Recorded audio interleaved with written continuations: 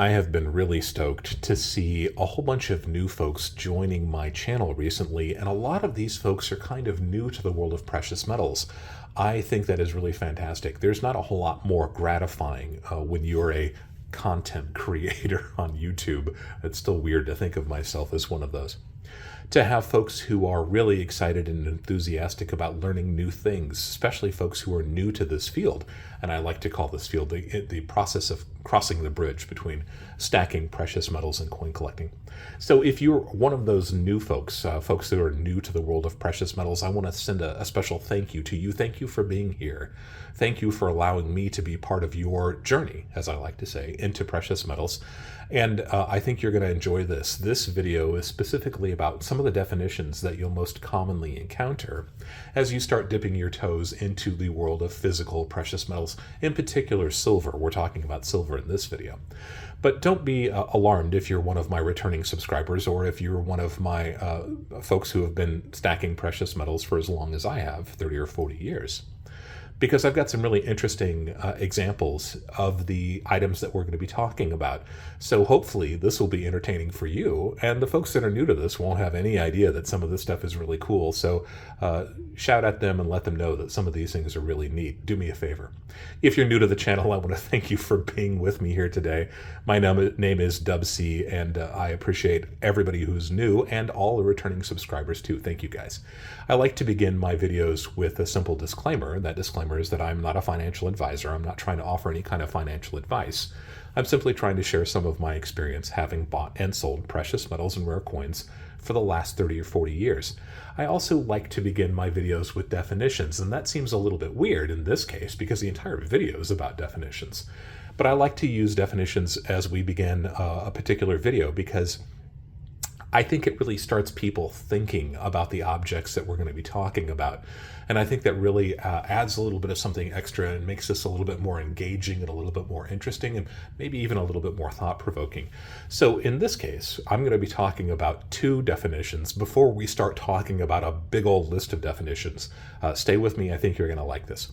The first one I want to talk about is the word vehicle. I use the word vehicle a lot in my videos, and I don't mean a car or a train. When I'm talking about a vehicle, I'm talking about an object. That's really what it means. Anytime you're conveying something, in this case we're conveying precious metals via a physical object, I call that a vehicle. I know it's a little bit strange, but it's just what I do, so you'll hear me use that word a lot probably in this video. And the other concept is one that I've talked about a lot, something that more seasoned stackers encounter all the time. But again, this video is some of the things that we might take for granted that the newer people don't really know yet, or it may be causing them problems when they try to understand these concepts. That concept is the concept of a premium.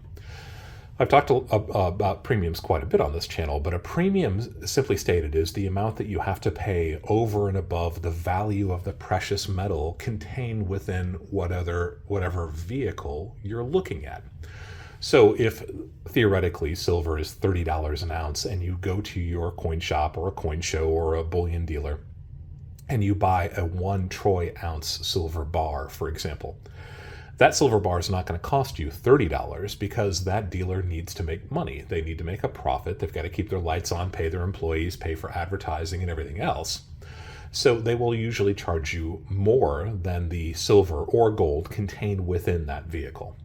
It's a pretty simple concept, but it starts to give you a little bit of trouble when we get into things that cost a lot. Those premiums can sometimes be quite expensive.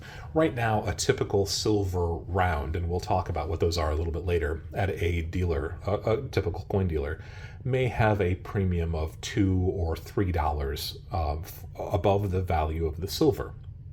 If you're talking about an online dealer, they may charge a little bit less, but they might expect you to buy in greater quantity. So the premium is just the amount that you have to pay over and above the silver content for all these items that we're talking about here today. Two pretty simple concepts that you'll see reappear in this video. So the meat of this video, the real reason we want to get to this, is I've got several categories I want to talk about, and these are kind of the most commonly encountered things that new buyers are going to see and that you seasoned buyers are going to come into contact with it a little bit more frequently. But again, I think there's some pretty neat examples here. I'm going to talk about shapes, for lack of a better word. That's the physical characteristics of a vehicle. Shape just is a word that covers it all. So we'll talk about the different shapes that are available.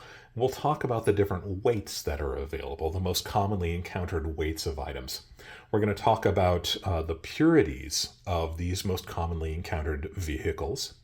And then we'll talk a little bit about pricing. So don't let me throw you off. I'm going to try to take this pretty slowly. We're just going to go through it kind of systematically. Acquaint yourself with these terms, reacquaint yourself with these terms. I think this is going to be pretty neat. Let's start with shapes. The most commonly encountered shape of a silver bullion vehicle when you walk into a coin shop for the first time is probably what we call a round. Now, that's a funny thing to begin a section on shapes with because it literally means rounds. That's why these are called rounds. What is a round? If you've never seen one before, you're probably thinking that this is a coin. While it does share a lot of the characteristics of a coin, there are subtle differences that make these different from coins. And they make them somewhat more appealing to some people in some situations. A round is, generally speaking, a 1 troy ounce pure silver vehicle that has been made by a private company. We'll talk about weights and measures in just a moment. Don't get caught up in that. But a round is something that's been made by a private company. That's really what you need to focus on. And a private company could be one guy working in his garage, or it could be a huge multinational corporation. So a round is called a round because it's round. It's a 1 ounce round of silver, generally speaking. That's to differentiate it from bars and some of the other vehicles that are out there. Why would somebody want one of these? These tend to be one of the least expensive ways to buy silver, and that's because the premiums on rounds tends to be quite low.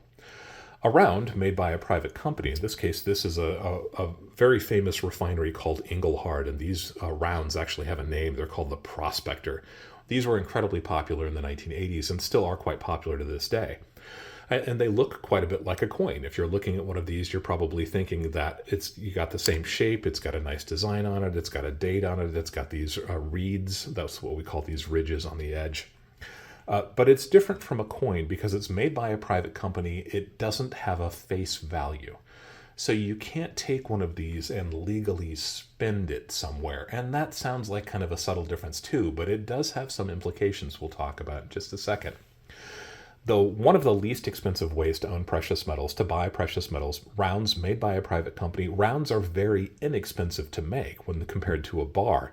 You can find 1 troy ounce bars and even smaller bars. But bars tend to have a little bit more manufacturing cost, and because of that, rounds tend to be one of your least expensive options when it comes to just buying physical silver. Some people would call these generic, and that's true. There are a lot of companies that put out rounds that have kind of generic images on them. Images of obsolete or old coins tend to be a very common theme on rounds, but that's just going to confuse a lot of people. One of the reasons I like the Prospectors is because that's an original design. Certainly a design that's been seen before, interpreted before, but I think it was a really successful design for Engelhard to have used. They're inexpensive for the manufacturers to make, therefore they are inexpensive for your coin dealer or whoever you're buying your metals from to buy, and usually speaking, they'll pass those savings on to you. So one of these may have a premium of $2, maybe $3 a piece. An inexpensive way to buy silver. They don't have a face value. Sometimes they don't have a date. Sometimes you can't even tell who made them. That's a round. We'll talk about coins in just a second. The most commonly encountered form, probably after a round, is a bar. Now, bars are something that have been used forever, and there's just something kind of neat and romantic about a silver bar. This also made by the company Engelhard. This is a 10 troy ounce silver bar, so it's a little bit heavier. This is the equivalent of 10 of those rounds that we just looked at. This is an older bar. We would call this a poured or a cast bar. This was literally when they used to take the molten silver, pour it into a mold, allow it to cool, and then they would stamp these devices on it to let you know exactly what this is. So this is a traditional bar. Again, there's something kind of fun about bars. They just kind of strike the imagination. Bars come in all sorts of shapes and sizes also, differentiated from coins also because they don't have a face value. Often you won't find a year on a bar either. Bars can be inexpensive. These are older bars, and they typically have a larger premium because they are older or vintage. Most modern silver bars have a look a little bit similar to this. While this is a vintage bar, if you are somebody who's bought a recent Royal Canadian Mint bar at Costco, a 10 troy ounce bar, this is very similar to what you would have taken home with you. This bar, made by Engelhard in the late 1980s, very similar to how bars look now. This a extruded or milled or stamped bar, as opposed to those old-fashioned poured bars. These are made a little bit more like how coins are made. So that's the second most commonly encountered silver bullion vehicle, a bar, and bars come in all shapes and sizes. And then we have coins, and this is where things start to get a little bit tricky. Most countries around the world had silver circulating coins for hundreds of years, from even medieval times and ancient Roman and Greek times up and through the 1960s. In 1964, in the United States of America, we realized that we had reached the end of silver in our coinage because the value of the silver contained within our dimes, our quarters, our half dollars, and even our silver dollars was significantly more than the face value of those coins. So we took the silver out of our circulating coinage. In the case of the United States, our dimes, our quarters, are now made out of something called clad. Clad coins are made of a nickel and copper shell around a pure copper core. If that sounds too specific, you can just remember the difference between these two, because the modern pieces are called clad. What are the pieces that were made before we had clad? I like to call them 90%, and that's because they were made out of an alloy of 90% silver and 10% copper. So that goes for our dimes, our quarters, and our half dollars, and even our silver dollars, even though we hadn't made silver dollars when the silver was pulled out of our coins in 1964, anything 64 and earlier. We hadn't made silver dollars since the 1930s, so it had been quite a while since we'd actually had beautiful silver dollars like these. They too were made out of 90% silver.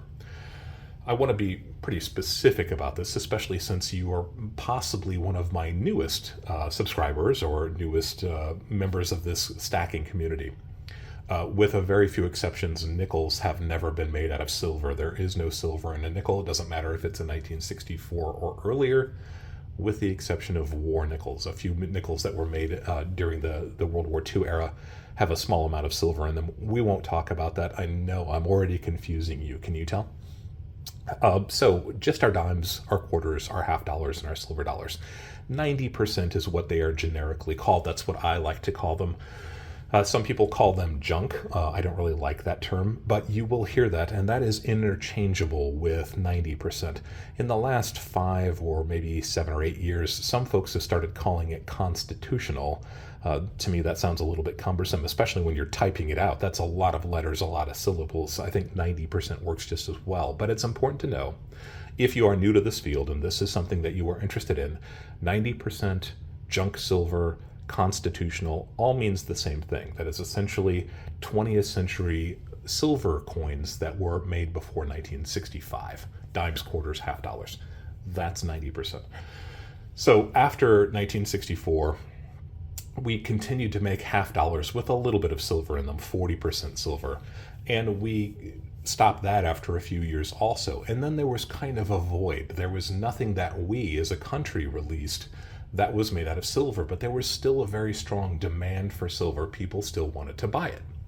So eventually the United States government caught on to that, and they released these beautiful silver eagles. These were first released in 1986, and these are American silver coins, and they are made out of pure silver. What differentiates them between these coins that were made in the 1960s? Well, these are pure silver, for one. That's one of the most important differentiations. Remember, these ones, the earlier ones, 90% silver. These new ones, 99.9% pure. But these also were never made to circulate. And that's a little bit of a gray area. Again, this might be a little bit tricky to understand. Bear with me. So these pieces, made 1964 and before, were made to circulate. This was stuff that was actually spent. People used these on a daily basis whenever they went to the store, the parking meter, or anything else. but we stopped using it in 1964, so it's been 60 years since we made these silver pieces. In 1986, we launched the Silver Eagle, which allows the American public and anybody who wants to buy 1 troy ounce of pure silver for whatever the price of silver is going for, plus a premium. These were incredibly popular starting in the 1980s. The country of Mexico really started that with the Libertad. This is an example of a slightly later Libertad from Mexico. You can see that it actually is dated 2018, I believe. And you can see the purity here, 99.9 or 0.999 pure. We'll talk about those differences in a moment also. So these were never meant to be spent. This was not something that you would take to your store and spend, because these are actually valued at $1. It says right here, $1. So if silver is a theoretical $30 an ounce right now, can you imagine going to a store and spending one of these for $1? You would be losing money, hand over fist. So these were never meant to circulate, and that's what really differentiates them between these older pieces that did circulate. It can be difficult to kind of tell people what you're looking for if you're looking for one of these modern 1 troy ounce pure silver bullion vehicles. Some people call them bullion coins. I like that concept, but it's not specific enough, I think. So I call these pieces, like the Silver Eagle and the Silver Libertad, NCLT, non-circulating legal tender. So these are legally coins made by the United States of America, but you would never circulate them. You'd never spend them. Does that seem bizarre and kind of silly? It is, until you realize that coins, which differentiates them from rounds, remember rounds are made by a company, coins are made by a sovereign country. And that matters in some instances. It matters most specifically when it comes to things like taxes and tariffs. Some municipalities, some countries charge more when a silver bullion vehicle is sold that is not a legal tender coin. Some don't. Some treat them the exact same. Some may favor things that are not legal tender coins. But for better or for worse, the Silver Eagles created by the United States Mint are coins. They do have a face value. They are made by a sovereign country. So that's the difference between the two. So now we have silver rounds, we have silver bars, we've got 90% circulating coinage, and then we've got NCLT or non-circulating legal tender coins. One other little factor that feeds into this that makes these different, the NCLT pieces, is that they tend to be 1 troy ounce, and they tend to be 99.9% pure. That's not the case with most of these older circulating pieces. That makes them easier to buy and sell, at least psychologically a little bit easier to buy and sell. And we'll talk about that again in just a moment. The next section that I wanted to talk about, the series of definitions, is weights, and this is a little bit more straightforward. The smallest unit of measurement that's typically used when you're talking about precious metals is the gram. Gram is a metric system of weights, and bars of gold and silver have been measured in grams for a very long time. We don't use them quite as much in the United States, but it's my understanding that Costco did sell some 50 and 100 gram gold bars. I believe those are the Pamp Swiss. So there is some kind of emergence of these grams. Now, a gram is not used as often, but you can find gram silver bars, and I'll show you some examples of them here. If you're trying to gauge just how big a gram is, I've got a gram right here. How about that? That, if we can focus on it, is a 1 gram bar from a company called Valcombi. So this is a Valcombi 1 gram bar. You can see it says fine silver, and then it says 99 or 999.0. So this is an incredibly tiny little bar of silver. This is 1 gram. How about that? It's a metric number, and it makes a lot of sense if you're familiar with metric. We tend not to be that familiar with metric in the United States, I think to our detriment. This is a really interesting older example of a Johnson Matthey bar. Johnson Matthey, another company that was popular at the same time that Engelhard was popular. We've looked at the Engelhard pieces. What makes this piece interesting, besides the fact that it's made by Johnson Matthey, is that it's actually 100 grams. You can see the weight here. I would have given anything for them to spend the extra buck to make an A to fit in there, so there was no confusion that this means 100 grams What did they save by not putting the A in there? That's just bizarre. But this is a 100 gram bar. So we've got an example of 1 gram bars. We've got a 100 gram bar. This is a kilogram. A kilo means 1,000 in this case. This is 1,000 grams. That's exactly how much this bar weighs. So we have a 1 gram, a 100 gram, and a kilogram bar of silver right there. Gram. It's more often used, I think, in some European countries. It's used in places like India and China. I believe they use grams more than we do. It has the benefit of being a little bit more precise. But for the most part, when we're buying precious metals in the United States, we are buying these vehicles that are delineated or denominated by the troy ounce. A troy ounce is a unit of measure that is specific to precious metals. Some people say it's used for gemstones, but I've never seen somebody measure gemstones in troy ounces or anything troy. Troy is a pretty old style of weight that's used explicitly for precious metals. So 1 troy ounce weighs 31.1 grams. And this, again, is a 1 gram. So you get an idea of the difference. 1 troy ounce versus 31.1 grams. The nice thing about troy ounces is that we've been using them for quite a while. But when you're looking at a website to gauge the value, how much you're going to buy or sell, how much you're going to get when you buy or sell, the price is almost always, at least within the United States, given in troy ounces. So you don't have to do any calculations or anything like that. If silver is trading for $30 an ounce, you know that these contain $30 worth of silver. A 10-ounce bar, simply 10 times that amount, so $300. It makes it pretty easy when we're measuring things in troy ounces most of the time when you're looking at a website. And I'll put a couple websites down below that I use when I'm looking at the price of precious metals at any moment, because it does change dramatically from moment to moment, 24 hours a day. These precious metals are traded around the globe. You can look at that and see what the value is for 1 troy ounce of silver. And you can also change in a lot of these websites the weight if you want to, or you can change the currency that is used to display the prices. So if you're in India, you may want to get your India rupees per gram rather than American dollars per troy ounce. But most of the time I'm sticking just with the troy ounce and the United States dollar. It's the easiest thing for me to do. That's what makes a lot of these vehicles really simple when you're just multiplying the 1 troy ounce weight times however many ounces you have. It gets to be a little bit trickier when you're dealing with these, but we'll talk about that in just a moment also.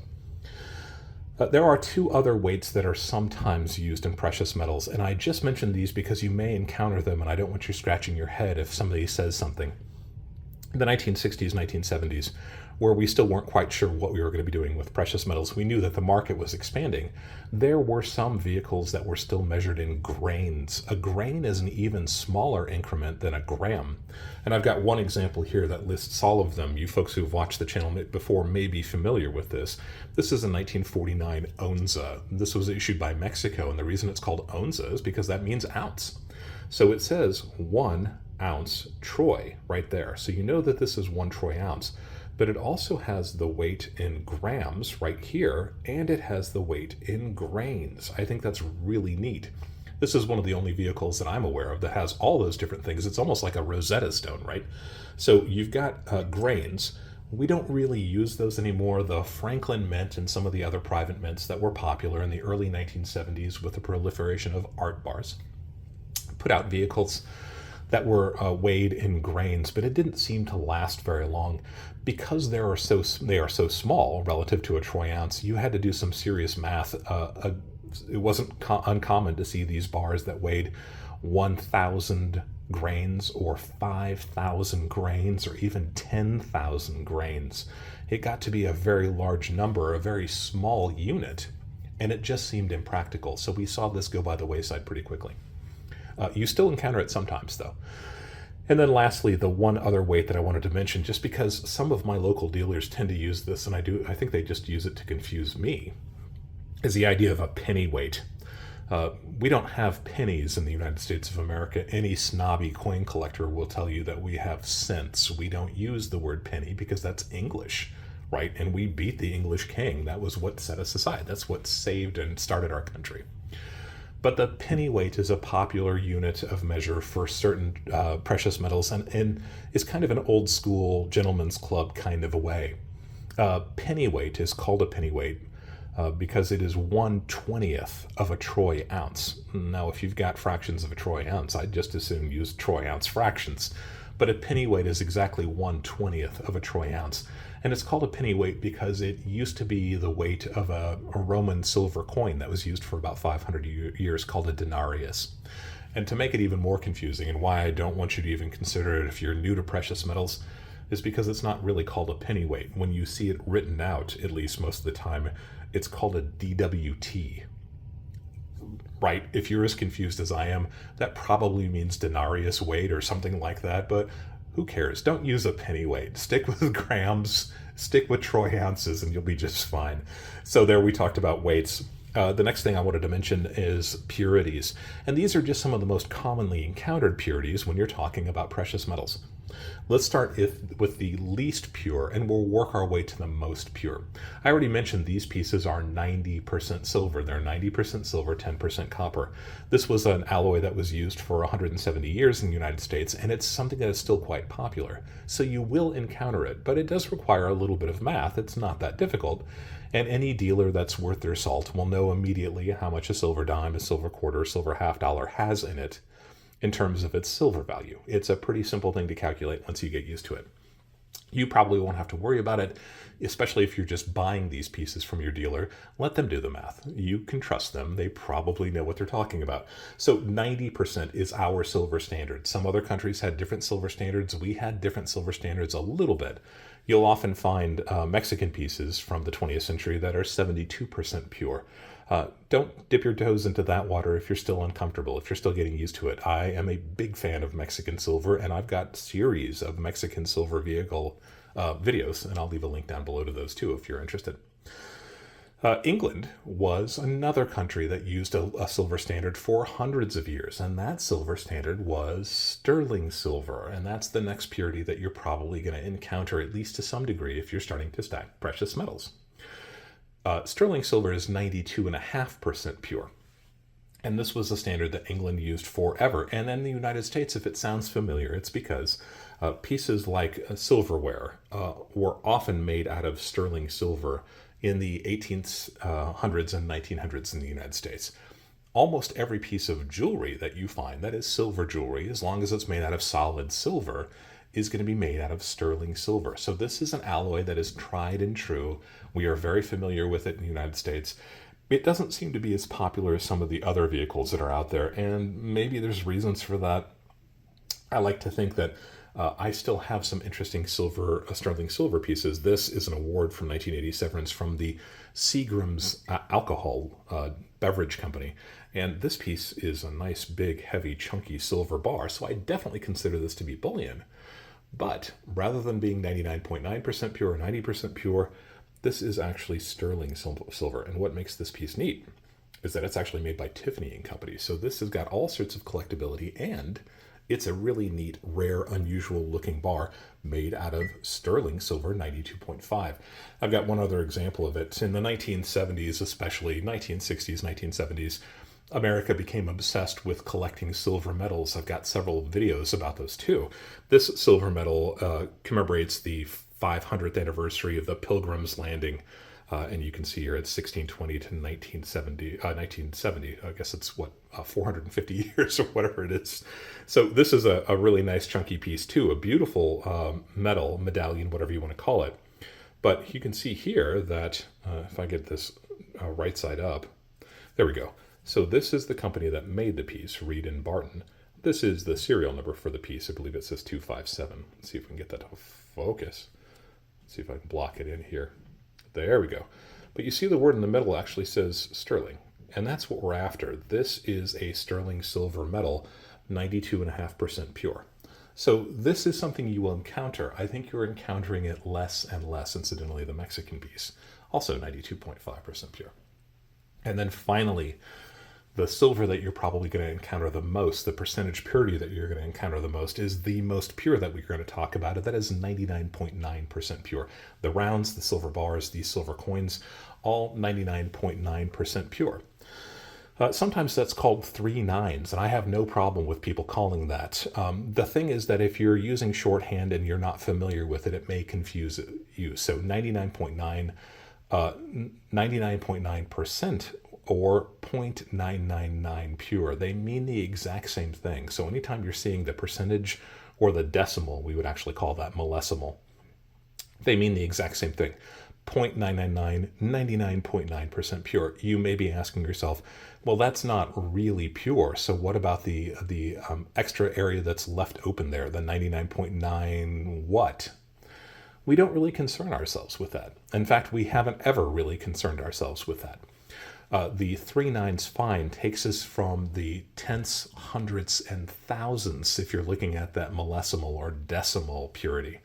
So the next figure there would be tenths, 10,000ths, and that's an incredibly small amount. When you're thinking about something that's a 1 troy ounce vehicle, you don't really have much weight if you're talking about the 10,000th of this coin. But more importantly, I suspect that most modern refiners do actually have the capacity to, and probably do, refine their silver to even more pure than that. Canada is a great example of that. Canadian silver pieces tend to be 4 nines fine, so 99.99% pure. And some silver pieces and gold pieces made in Canada are even approaching or have eclipsed that 5 nines purity. It gets to be academic. At a certain point, who cares if you're talking about the 100,000th of a percentage point that it gains you some purity. But again, I think that a lot of modern silver refineries have the capacity and probably do, in fact, purify their silver to those 4 nines fine purity or even more pure than that. But they don't want to have to go through the process of guaranteeing it. So they just call it 3 nines fine.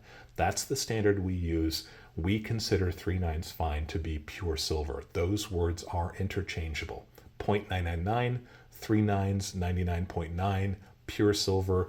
The United States still uses the old school, you'll see it here, fine silver. So they're talking about 1 troy ounce of pure silver right here. So all of those mean the same thing. That is pure silver. So those are the 3 most commonly encountered silver purities when you're looking at the coin shop or you're going to the antique store. If you're going to the coin show, you've got 90%, you've got sterling 92.5, and you've got pure silver at 99.9% pure.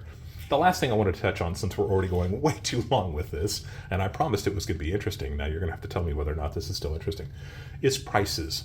They can be confusing because silver is a globally traded commodity, and there are usually 2 sets of prices that go along with any commodity. That's the buy and the sell, the bid and the ask price.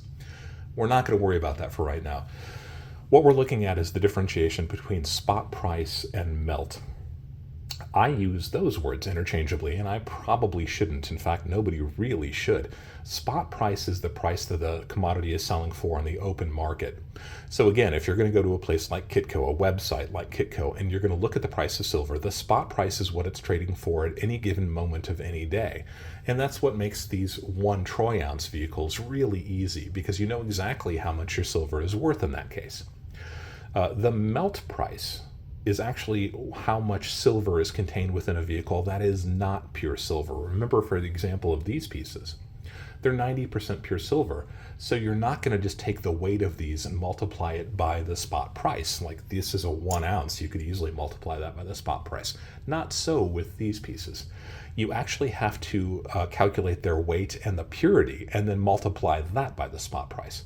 And that's the melt value. So when you're looking at certain things like 90% or sterling silver, you may hear people use the word melt price, and that's how much the silver contained within these vehicles is worth. If you're talking about pure silver, that's easy. But if you're talking about 90% or sterling silver, you have to calculate the weight and the purity and then calculate that by the price. It gets to be a little bit more tricky. But that goes hand in hand with the last concept that I wanted to talk about, which is ASW. ASW means actual silver weight. And that is a reflection of these pieces that have alloys in them, because again, you don't want to pay for those alloys, although eventually it may have some value. You just want to know how much the silver contained within these is worth. That's the actual silver weight. There is also an actual gold weight. We can talk about that in the gold video. But there are fortunately websites that allow you to calculate the actual silver weight, actually already have the actual silver weight calculated for you on many of the types of coins that you'll see that are not made out of pure silver. NGC is one of them. I'll put a link down below. And anytime you're pulling up a coin on NGC, well, almost all the time, it will tell you, especially if it's a silver alloy coin, it'll tell you what the actual silver weight is. And that's really, really easy and beneficial if you're trying to calculate the weight. So there we just wrapped up some interesting terms, some interesting technology, terminology. If you are new to the world of precious metals, hopefully for you older, more seasoned stackers, I had some interesting pieces to look at, refresh your memory. Tell me, did I botch anything? Is there anything that you would have used as a different example? Are there any other terms that you would love me to cover that I didn't cover? This is really just kind of dipping your toe. I want you to go armed into those coin shops and coin shows with a little bit of armor on you so you know what these pieces are so you're not caught off guard. Share this with friends and family who are also getting into coins and precious metals if you want to. And again, you seasoned folks, if you have any other questions about these, you new folks, if there's any questions you have about any of the pieces we talked about, any of the terms that we talked about, go ahead and leave that comment down below. I'd like to hear your comments. And as I'm fond of saying, if you've got that question, that comment, there's a good chance somebody else does. Let's go ahead and answer it for everybody. If you have suggestions about any other series you'd like to see me make in the worlds of rare coins or precious metals, videos or video series, leave that comment down below. And if I think that I've got the knowledge, the expertise, the examples, and we make some of those videos, I'll definitely give you a big shout out for those. If you haven't yet subscribed, go ahead and click on that subscription button, click on the like button, go ahead and click on the notification buttons, all that kind of stuff too. Again, it doesn't cost anything, but it does support the videos that I produce, and it definitely helps build the community that we're building here. And as always, thank you for allowing me to be a part of your journey as we go deeper into the world of coins and physical precious metals.